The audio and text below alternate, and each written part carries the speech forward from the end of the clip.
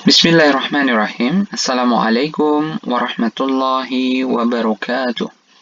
Alhamdulillahirrabbilalamin, kita bisa bertemu kembali dalam mata kuliah perencanaan landfill pada program studi Teknik Lingkungan Fakultas Teknik Sipil dan Perencanaan Universitas Islam Indonesia. Pada kesempatan yang berbahagia ini, kita akan berbicara tentang topik pengelolaan gas. Ya, gas yang keluar dari landfill. Ini adalah bagian dari pertemuan ke-12 setelah sebelumnya kita sudah membahas tentang pengolahan lindi. Ya, ini adalah bagian dari yang berbagai macam perlengkapan yang harus dimiliki oleh TPA. Nah, seperti yang kita ketahui bersama bahwa dekomposisi sampah zat organik dalam kondisi anaerobik mengakibatkan produksi gas. Ya. Baik gas bio adalah gas yang dihasilkan dari proses penguraian materi organik oleh mikroorganisme dalam kondisi anaerobik. Gas-gas yang dihasilkan ada berbagai macam jenis. Yang paling kita kenal bersama adalah gas metan, gas CH4. Ya. Dan ternyata di samping gas metan tersebut juga dihasilkan gas yang lain, misalnya gas CO2, uap air, gas nitrogen, dan lain-lain. Dalam perencanaan suatu landfill, tentunya pembentukan gas ini harus diperhatikan. Jika tidak, ini menyebabkan permasalahan yang besar juga. Karena apa? Gas metan berpotensi untuk meledak karena sifatnya adalah eksplosif. Nah, jika dilihat perbandingannya, memang yang paling banyak dihasilkan adalah gas metan dibandingkan dengan karbon dioksida. Atau ada polutan-polutan atau gas-gas yang pengotor lainnya yang memang harus dihilangkan jika metan ini akan dimanfaatkan. Tapi yang paling teman-teman harus pahami bersama adalah jumlah gas yang dihasilkan ini sangat tergantung dari kondisi lingkungan yang ada. Ya. Misalnya apa? Dari segi pH, temperatur, kemudian kandungan air, pengaruh juga nih komposisi sampah yang masuk ke dalam TPA tersebut. Kemudian, ketersediaan unsur makro dan mikro, nutrisi artinya ya, yang dibutuhkan. Dan juga ada istilah CN ratio. Jadi, perbandingan antara nilai karbon dan nitrogen yang dimiliki oleh sampah tersebut. Nah, sebelum dimanfaatkan, gas bio harus melalui proses pemurnian. Salah satunya adalah untuk menghilangkan berbagai macam polutan yang dihasilkan. Jadi, benar-benar gas metan yang tertinggal. Proses pemurnian ini mempunyai sasaran untuk menghilangkan uap air dalam gas, memisahkan gas-gas yang tidak diinginkan, dan sasaran aplikasi penangkapan gas bio adalah mengontrol emisi gas yang terbuang dan untuk memanfaatkan biogas yang dihasilkan. Jadi, memang tipe landfill itu beragam. Ada yang sudah memanfaatkan langsung biogasnya, ada juga sistem perpipaan gasnya adalah untuk bertujuan untuk mengeluarkan gas tersebut dari tumpukan sampah. Nah, mudah-mudahan teman-teman bisa membedakan, ada yang dimanfaatkan, ada yang memang sengaja dilepaskan begitu saja. Walaupun dari banyak referensi kita tahu bahwa gas-gas metan ini berpotensi merusak lapisan ozon 20-an kali lipat dibandingkan dengan CO2. Jadi melepas pun sebenarnya bukan menjadi pilihan yang bijak, namun untuk menyelamatkan secara operasional TPA, pelepasan tersebut wajib dilakukan.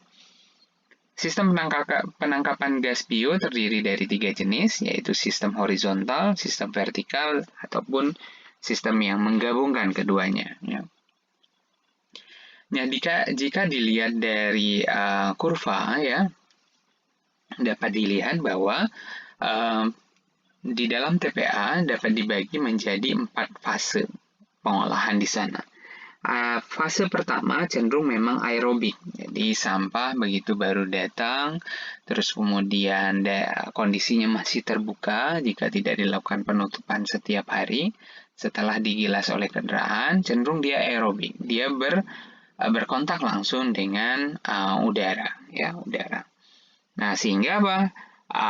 Potensi metannya ya masih sangat rendah kemudian proses-proses yang lain masih belum berjalan gitu, dibandingkan dengan fase-fase berikutnya. Fase yang kedua, nilai karbon dioksida mulai naik.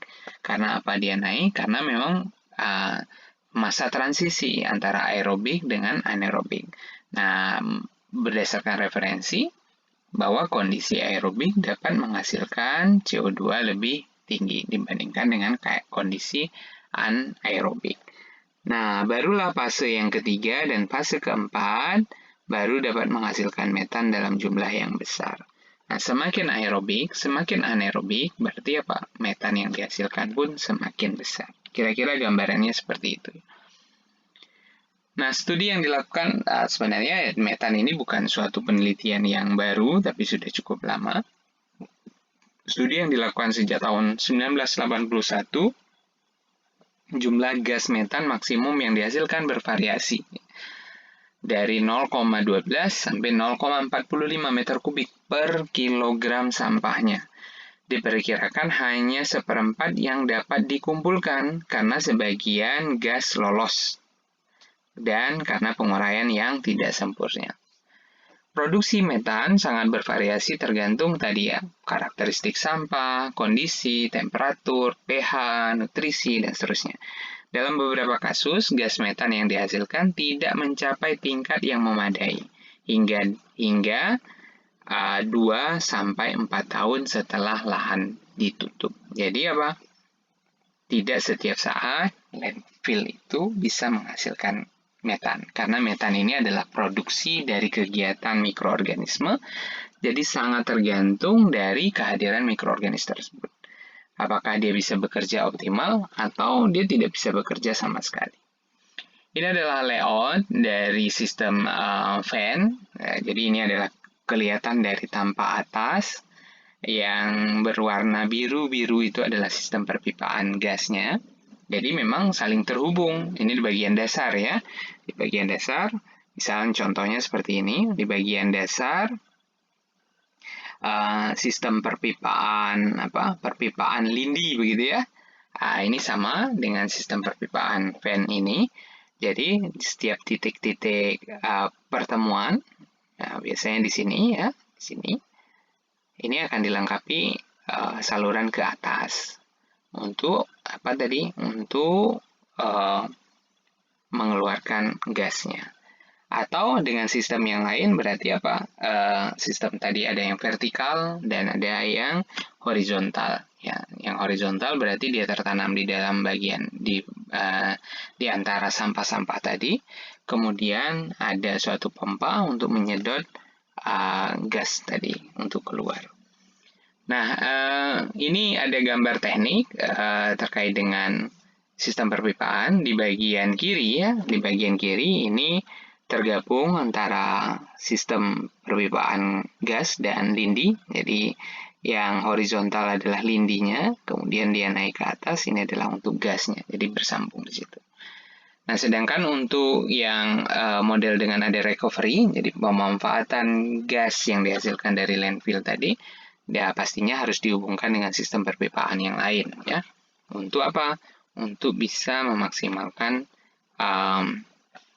gas yang dihasilkan. Ini secara sederhana ya, beberapa praktek di TPA menggunakan berbagai macam bahan yang ada di sana. Kebetulan ini menggunakan bambu, karena bambu juga sebenarnya daya tahannya cukup baik ya. Atau model-model Fukuoka yang kita sudah bahas di pertemuan pengumpulan lindi pada beberapa pertemuan yang lalu, yang menjelaskan berbagai macam potensi yang dapat dilakukan dengan model Fukuoka ini. Ya. Bisa menggunakan bambu ataupun menggunakan metode dengan menggunakan PVC. Dan bisa memanfaatkan berbagai macam peralatan yang ada, baik itu menggunakan drum, menggunakan bahan bekas yang disusun sedemikian rupa sehingga apa? Bisa membuat struktur dari pipa gas menjadi lebih baik. Ya. Nah, dalam perhitungan potensi gas, ada beberapa metode yang digunakan. Ya. Jadi artinya gas ini kan belum dihasilkan. Berbeda halnya dengan gas yang sudah dihasilkan, kemudian kita bisa hitung ya, bisa hitung dengan menggunakan alat misalnya dengan menggunakan alat. Tapi ini kan TPA-nya belum berjalan, masih dalam tahap desain misalnya. Nah, kita bisa menghitung salah satunya adalah dengan menggunakan model IPCC yang dikenal secara internasional. Nah, model IPCC ini tentunya membutuhkan berbagai macam data ya, data. Jadi, misalnya pekerjaan untuk menghitung dengan menggunakan model IPCC ini, tahap persiapannya tentu membutuhkan berbagai macam kajian ya, persiapan-persiapan. Kemudian tahap pengumpulan datanya dapat dibagi menjadi dua. Yang pertama adalah bagaimana menghitung timbulan sampah di TPA tersebut. Kemudian yang dilanjutkan dengan bagaimana mengetahui berbagai macam komposisi yang ada di sampah yang masuk ke TPA tersebut. Nah, yang pertama ya, timbulan sampah. Timbulan sampah pun bisa menjadi dua. Yang pertama adalah kalau TPA-nya sudah beroperasi nih, ya. Ada TPA yang dilengkapi dengan jembatan timbang, ada TPA yang tidak dilengkapi dengan jembatan timbang. Nah, kalau sudah menggunakan jembatan timbang kan pasti sangat mudah, tinggal melihat rekapitulasi datanya. Ini ceritanya kalau TPA tersebut sudah ada ya, kita baru hitung. Nah, kalau TPA-nya tidak dilengkapi dengan jembatan timbang, berarti harus ada prediksi. Nah, kita lihat dari volume kendaraan. Kita mengukurlah panjang, lebar, dan tinggi truk. Kemudian dikonversi dengan berat dari sampah tersebut. Nah, nanti berat sampah tersebut kita bisa lihat dari data densitas yang salah satunya bisa didapatkan dari perhitungan komposisi sampah. Nah, bagaimana dalam perencanaan? Oh, ini kan Pak, TPA-nya belum dibangun ya. Model IPCC ini bisa dipakai juga dengan menggunakan apa? Timbulan sampah didapatkan dari hasil proyeksi penduduk yang sudah dilakukan. Contohnya dalam mata kuliah pengolahan sampah yang teman-teman sudah pada saat mendesain perencanaan sampah di suatu kota. Kan sudah diketahui yang masuk ke TPA-nya berapa, komposisinya apa saja, kertasnya berapa banyak, plastiknya berapa banyak, sampah organiknya berapa banyak, dan seterusnya. Kira-kira begitu ya. Nah, kemudian ini sengaja memang saya tampilkan, balik lagi, ada dua kondisi ya tadi ya. Mudah-mudahan bisa dipahami, biar tidak membingungkan. Untuk timbulan sampah, pilihan pertama, kalau TPA belum dibangun, berarti dari perencana, dari proyeksi yang didapatkan. Begitu juga dengan komposisi sampah. Kemudian yang kedua, kalau TPA-nya sudah berjalan, kita ada pekerjaan untuk menghitung potensinya, seperti yang ada di slide ini. Berarti apa? Timbulan sampah bisa didapatkan dari jembatan timbang, ataupun tanpa jembatan timbang dengan mengkonversi ukuran volume truk kendaraan pengangkut dikonversi menjadi berat, begitu ya. Nah, gambar ini untuk kondisi TPA yang sudah ada. Kita melakukan sampling. Bagaimana cara sampling untuk di TPA tersebut? Ada istilahnya adalah metode quartering. Jadi dibagi-bagi 4, kemudian ada yang dihilangkan. Kira-kira begitu. Nah, kita coba jelaskan sedikit satu persatu. Misalnya teridentifikasi truk-truk sampah yang masuk ke TPA tersebut. Misal, contohnya ada 4 truk dari pasar, totalnya adalah 20 ton. Ada 1 truk dari wilayah komersial, totalnya adalah 5 ton. Ada 3 truk dari kawasan perumahan, totalnya adalah 15 ton. Kemudian ada truk dari campuran nih, ada 5 ton. Mohon maaf ini sepertinya 10 ton ya, 10 ton. Karena nanti kalau di total 20 tambah 5, 25, 25 tambah 15, 40, 40 tambah 10, 50 ya. Jadi cara perhitungannya adalah 1/4 kali 20 per 50. 20-nya dari mana? Dari total. 1/4-nya karena apa? Jumlah truknya 4. Ini 1/1 dikali 5 per 50. 1/3 kali 15 per 50. Ini 1/2 kali 5/50. Mudah-mudahan bisa dipahami ya sampai di sini. Kalau belum dipahami, jangan lupa pencet yang ada di sini untuk di stop dulu, di pause dulu, kemudian diulang sedikit ya, biar bisa dipahami dengan baik. Nah, kemudian diambil samplingnya, berapa banyak yang diambil ya, sebanyak ini ya. Ini sudah ada perhitungannya, kemudian ditumpuklah di satu ini. Nah, kita harus ada teridentifikasi apakah ada pemulung di sana, apakah ada pemulung di sana yang mengambil berbagai macam, sebisa mungkin tidak diambil, karena ini untuk keperluan sampling. Setelah itu apa yang harus dilakukan? Satu kotak besar ini kemudian diratakan, kemudian dicoba untuk dibagi 4. Ingat sama rata ya, tingginya bebas, rasanya tidak perlu terlalu tinggi lah, kan dihamparkan begitu saja. Nah, setelah dibagi 4, proses selanjutnya adalah membuang 2 bagian. Jadi yang ini dibuang, di sini dibuang, kemudian tinggallah 2 bagian. 2 bagian ini dicampur lagi menjadi 1, kemudian dari 1 ini barulah dibagi 4 lagi. Jadi terus saja, yang 2 dibuang, tinggal 2 lagi. Sampai diteruskan, sampai totalnya ketemulah 5 kilo kira-kira ya. 5 kilo. Nah, setelah ketemu 5 kilo, barulah dipilah-pilah per komposisi yang didapatkan. Ada makanan, ada kertas, ada kayu, ada logam, dan seterusnya. Nah, ini perlu dicek. Nah, jenis-jenis sampahnya nanti kita akan lihat sesuai dengan metode IPCC tentunya. Harus sesuai dengan itu. Kalau tidak, ya kita tidak bisa menggunakan metode tadi. Ya, mudah-mudahan sampai di sini bisa memahami ya. Nah, baik kita lanjutkan. Metode ini tentunya akan menggunakan banyak langkah-langkah.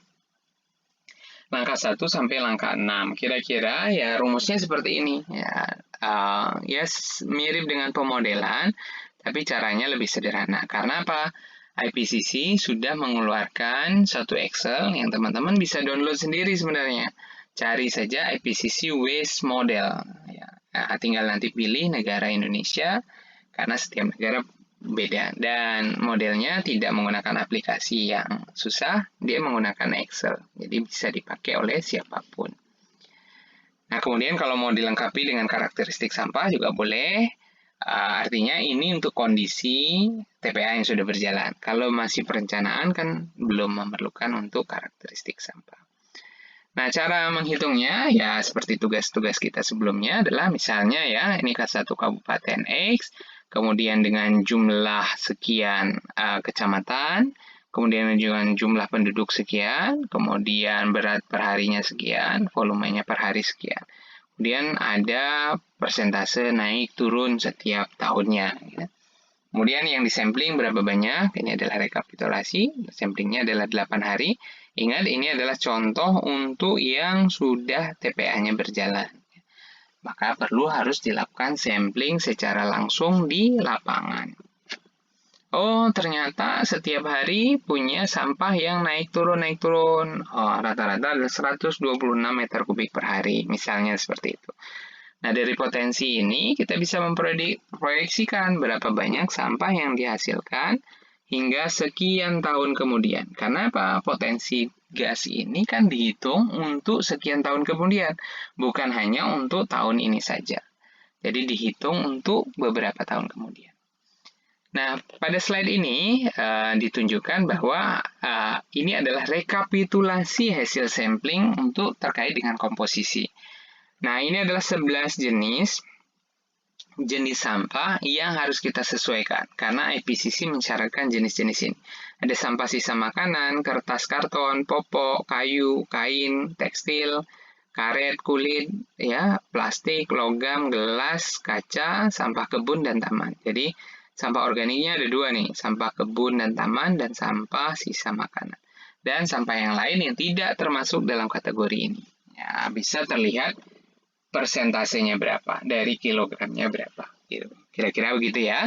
Sehingga kita bisa proyeksikan, tahun 2018, 2019, 2020, karena baseline awalnya adalah 2018, contoh untuk gambaran ini ya, kita proyeksikan 5 tahun, berarti 2019, 20, 21, 22, 23. Setelah itu ketemu berat, kemudian ketemu volumenya ya. Baik. Setelah itu kita lanjutkan adalah kita tinggal masukkan ke dalam rumusan IPCC ya, IPCC. Jadi waste model yang tadi didapatkan, kemudian tinggal kita masukkan formatnya kira-kira seperti ini, angka-angka yang dibutuhkan, ini adalah komposisi sampahnya, kemudian kita pilih Indonesia, kemudian ini rank-nya kita bisa pilih juga. Jadi sangat simpel sebenarnya ya. Kemudian langsung ketemu ketemu sekian persen dari food, garden, paper, wood, tekstil, dan seterusnya. Sehingga ujung-ujungnya akan ketemu, oh ini loh potensi listrik atau potensi apa yang kita sebut ya, biogas lah ya. Biogas yang dihasilkan. 2019 sekian, 2020 sekian, 2021 sekian, dan seterusnya. Nah, tentunya materi ini harus dicoba ya, teman-teman. Silahkan cari, atau mungkin nanti saya akan tampilkan di Google Classroom agar bisa dicoba terlebih dahulu. Nah, mudah-mudahan memunculkan banyak pertanyaan dan silakan ditanyakan di kolom komentar. Baik, saya rasa pertemuan kita hari ini kita cukupkan dengan materi ini. Mudah-mudahan bisa dipahami dengan baik ya. Baik, terima kasih semuanya. Kita akhiri. Alhamdulillahirrabbilalamin. Assalamualaikum warahmatullahi wabarakatuh.